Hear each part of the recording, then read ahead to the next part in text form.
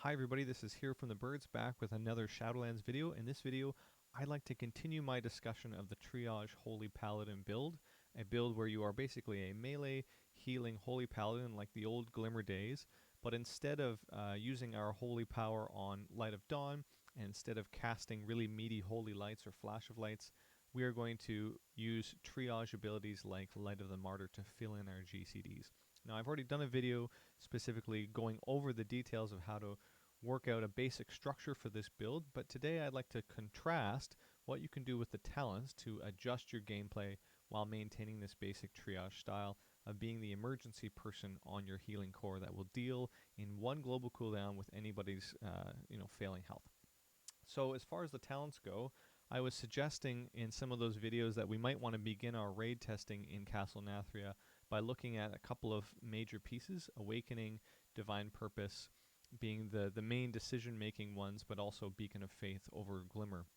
And part of the reason for this is, as a melee Holy Paladin build, we're still going to be leaning towards casting as many Holy Shocks as we can.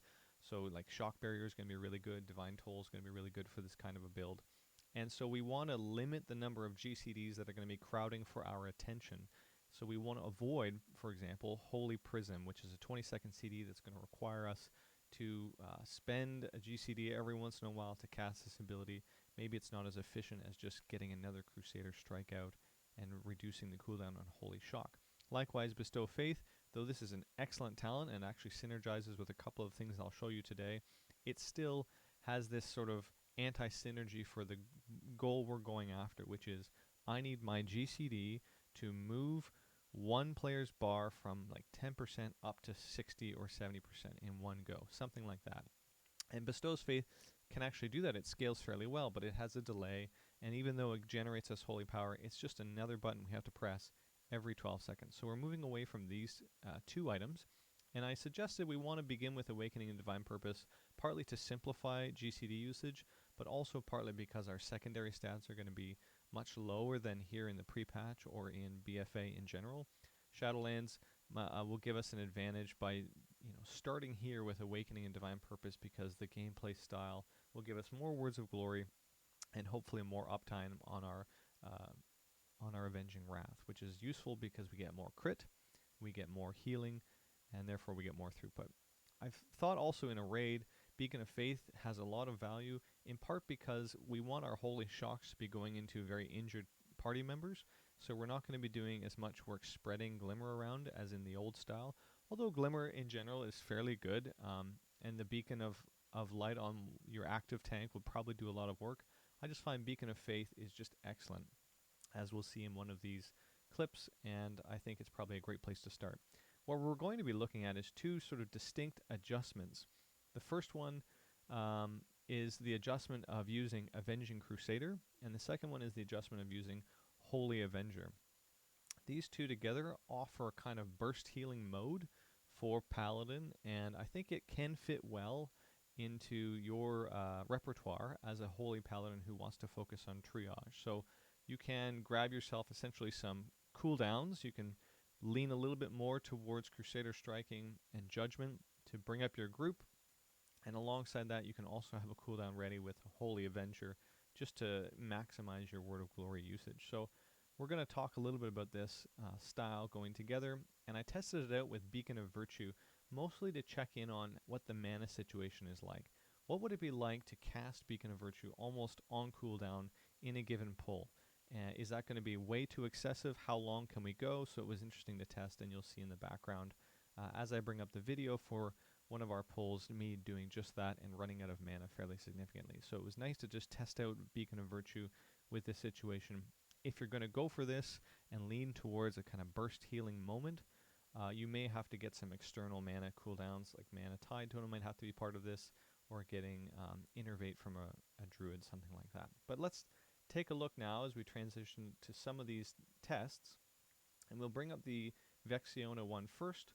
And while Vexiona is playing here, you can just see in the background, I'd like to kind of bring up the chart and talk for a little bit about both the breakdown in our spells and the usage on this fight, and also, and more specifically, how to read the meters and think about whether I'm optimizing my build fairly well. So here in Vexiona, we have taken Avenging Crusader, we have taken our Beacon of Virtue, and so you can see as I'm working around, topping off the raid in many cases, I'm looking to maximize the use of these sort of things. So in the breakdown, Avenging Crusader was fairly good. I think it had some pretty high throughput. You can see Judgment and Crusader Strike are split off here in terms of the healing that's being offered. All of these go into our Beacon of Light target, so if we really need that punch every like 15 or 20 seconds, or there's a lot of rot damage, Beacon of Virtue actually can provide a significant amount of throughput, because you can Beacon of Virtue 4 targets, and then your Avenging Crusader will pick up other people and also hit the beacon targets. One of the problems, of course, both with Avenging Crusader and also with Virtue, is you relinquish your control over which targets are going to get hit. So one thing I would say is, in a raid setting, Avenging Crusader and Virtue are probably not going to be as effective for you as in Mythic Plus, where I think they will shine and just be absolutely amazing cooldowns, rotating through and allowing you to pump out insane amounts of throughput. That's particularly because Virtue in a dungeon setting will hit 4 of the 5 members, so you can guarantee that on a 15-second cooldown, Virtue is always going to be available for you whenever you need it, and mana is less of a concern. While we're talking about mana, I'd like to just slide over to the cast time, and you can see sort of what does it look like to cast these spells, what is the uptime on them. You can see here we have it zoomed in fairly well, so what we should see with the triage build of Holy Paladin is a steady diet of Holy Shot Crusader Strike going back and forth. This goes back to our Glimmer days, so for those of you who have played the Glimmer style and sort of enjoyed that melee Paladin, it's going to be much the same, and instead we're just going to be filling with things like Word of Glory. So the Word of Glory uptime should be pretty high, and also we have Beacon that's coming alongside it to aid it. You can see here the Beacon uptime is only a brief amount of time, but within that we're able to fit in essentially 4 spells. So you can have a strategy of building up to 5 Holy Power, pressing your Virtue, spending a Word of Glory, Holy Shock, Word of Glory, and then you can sometimes get another Holy Shock in there when you bring it back with Crusader Strike. So you get 3 to 4 abilities that pump up 4 other individuals with Word of Glory. So what you have to think about when you think about Virtue is it's essentially, if you have it on 4 targets and you cast your ability on somebody else, you are doing 2 times the healing as on top of whatever spell you cast. So if I cast Word of Glory and it hits for 100 health on another target, you will do 200 more healing to your Beacon target. So Beacon will go through the roof as far as your throughput is concerned, and that's really helpful. Of course, if Virtue hits a target and you cast your Shock on a target with your Virtue, you'll diminish the value of it a little bit. So in raid settings, there's a little bit less control, but it's still, I think, quite a powerful CD. And I found, what do we have in terms of the fight length? So this was about 5 minutes in the fight, and we definitely ran out of mana right around the 4.5 minute mark. You can see I'm starting to Martyr a little bit more because it's mana efficient at the end of this fight. But definitely something to track as we go forward into Shadowlands. We won't have quite as much haste, and I was being very liberal in my my spending of Virtue. So I basically tried to hit it on CD to just test out how mana efficient it is. I'd just like to encourage you guys, if you're testing out any kind of a build, whether it's this weird triage build or you're playing a DPS and you want to see what optimizations you can make, come and check out for details this breakdown and look at how you spent your time and what you spent your resources on. Again, we also have Avenging Crusader here, and you can see that just with a basic setup where I don't really adjust my game plan of moving away from Shock, Crusader Strike, you have pretty high uptime on Crusader healing. So we get it once here at 1.5 minutes, and again you can see it coming in basically on CD just to test how mana efficient it is. I'm not sure if I got a final cast on. Oh, I did right here. One more cast on it. In any case, these 3 items I was all testing out on this Vexiona pull just to kind of get a sense for where I'm at. You can see in the video as it's playing, I'm definitely out of mana here in the last phase, and there's still a lot of time to go. So my encouragement going over that period was just that I could be less liberal. Obviously, there's a ton of overhealing and LFR going on. I could be less liberal with my virtue usage and probably Martyr instead in between and use it for more explicit moments. So there is a build here, both on the raid side, but especially in Mythic Plus, where we take Avenging Crusader, where we take our Holy Avenger and we can just pump into these burst windows tons and tons of healing, especially through virtue, both Avenging Crusader and the tons of Words of Glory counting into our virtue. We'll pause that video here and we'll move on to a secondary piece that I'd like to look at. This was a Hive Mind test that we were working on. And Hive Mind is an interesting fight. I tried it once with this exact same setup with Avenging Crusader and the whole build, and we actually had a wipe. You can see here, let me just pull that up so you can see what that wipe looked like before I show you the footage of the fight in real time as it's going. You can see here on our wipe, we had Avenging Crusader again pumping out a good amount of healing. There are some really good moments on Hive Mind to burst out healing, but one of the problems of this fight is people often get one-shot by the eggs exploding, but you can at least see how this build would have looked. But I have in contrast a secondary build, so I switched over just to the more straightforward one that has a bit of more RNG in it, taking Divine Purpose and taking Awakening, and here's what the breakdown looks like for that fight here. So we have, again, Beacon of Light pumping a ton of healing. This is Beacon of Faith being used alongside our regular Beacon, so both of the tanks have Beacon on them, and we are back to our Martyr ways. We are filling GCDs instead with a Flash of Light. Instead of using Light of Dawns, instead of using Holy Light, we're going to fill on the move with Martyr and in between Shock and Crusader Strike. So a basic breakdown. This has been very consistent for me as far as the breakdown of these abilities all across all of my testing for each video, something like 25 bosses that I've kind of taken a look at all through Nyalotha, and I'm glad to see this. So in other words, whether it is a boss that requires a little more heavy movement, Martyr will usually go up in the scale, but otherwise these 3 or 4 tend to be quite close to one another. The reason why Beacon of Light is so high in this case is because our tanks are taking a lot of damage. And that's one thing I want to note when we're reviewing some of these things and looking at details. How do I adequately assess what's going on here? I just check out if I compare this to all of my other pulls, where Beacon of Light, Word of Glory, Holy Shock, and Martyr are somewhat equal, I can start to assess and analyze what it is about this pull or this boss that is making Beacon of Light do extreme amounts of healing, or if it was Word of Glory, or if it was Light of Martyr. And you can start to assess and optimize your build to account for that. So when we are fighting Wrathion, Light of the Martyr went way up on the charts, like it was top heal, and part of the reason for that is we could not do our melee Holy Paladin build any longer. We had to be away from the boss, and people were still dying. We still had to move because we were going to get melted by the floor, so Light of the Martyr goes way up because we can use it on the move. It becomes a really great throughput tool. And then if we move to that similar analysis of the actual abilities used, you can see again this same pattern of Holy Shock into Crusader Strike. It should be pinging and ponging back and forth as we're using them in melee.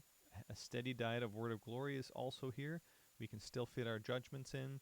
And then just we have a bigger diet of Martyr showing up when we're not using Avenging Crusader and when we're not using Holy Avenger. And part of the reason for that, of course, is that Holy Avenger is going to produce more casts of Word of Glory or Light of Dawn, and Avenging Crusader is going to reset the CD of Crusader Strike and Judgment, so we're going to use more of those. And that's basically the reason why we have Martyr filling in the gaps. One thing to note, though, is there's really not a lot of time in this kind of melee Holy Paladin build to get anything like a Holy Light off or Flash of Lights with any reasonableness. Martyr shows up quite a number of times, but these are all like things that I'm moving around or I have to grab someone who's about to die. So this steady diet, in my opinion, is just showcasing some of the excellence of this triage style. And you can see when I'm looking at evaluating how I can change my gameplay, I'm looking at things like what's my consecration usage in this build. So it looks okay early on, but then it seems like I'm letting it go here. So There probably should be a few more casts of Consecration. It's an AoE fight. I can add damage. How's my judgment overall? Because I have a talent that I'm utilizing to provide healing through judgment. So is the uptime high enough to, or do I need to adjust something? And is my martyr usage okay, or have I killed myself at some point? You can also, of course, track whether you're using Avenging Wrath on time, and especially if you're using your defensives like Divine Protection, which if you take the talent at 42 seconds, guys, it's just an insane DR, a personal DR for the Paladin. You can have that sucker up all the time. Notice here, the value of this Divine Protection is really high because we martyred somebody while within Divine Protection. So we reduced the damage side of this Light of Martyr by a little bit whenever we cast this. Again, here, Divine Protection, we snuck in a couple of Light of the Martyrs while Divine Protection was up so that it did far less damage to us overall. I think this is going to be a bit of a theme for Holy Paladins going forward into the next expansion, that if you're going to do this triage style, you really want to track what your Divine Protection is doing.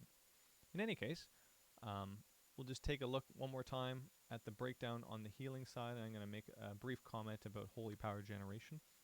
So we have here this standard build with Light of the Martyr showing up, and I think I just want to move this over here so I can see the number of casts that we have going. So in the Hive Mind pull, we have up here Holy Power Generation at about 0.4 Holy Power per second. So over the course of the entire fight, we generated 150 Holy Power. And then just to contrast, on Vexiona, we had about 0.39 Holy Power per second. We generated about 146 Holy Power.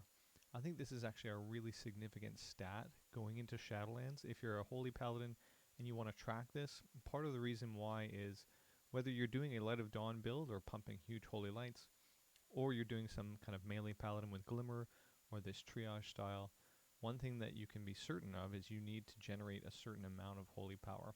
Your Holy Words are kind of free as far as mana is concerned, and the goal is going to be to see, does this build produce enough Holy Power for our needs? And is the 150 mark enough, or do we need to get up into 160?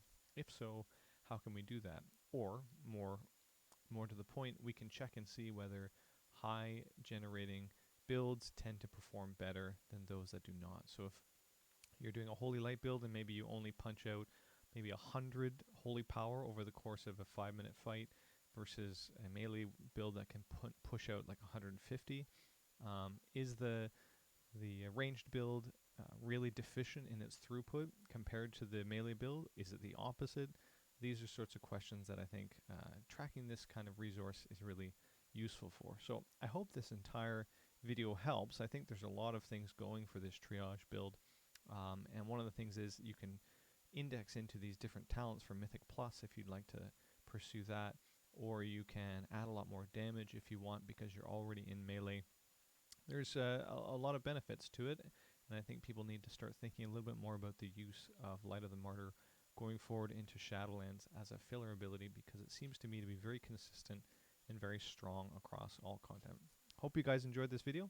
We will catch you again next time. Thanks for watching.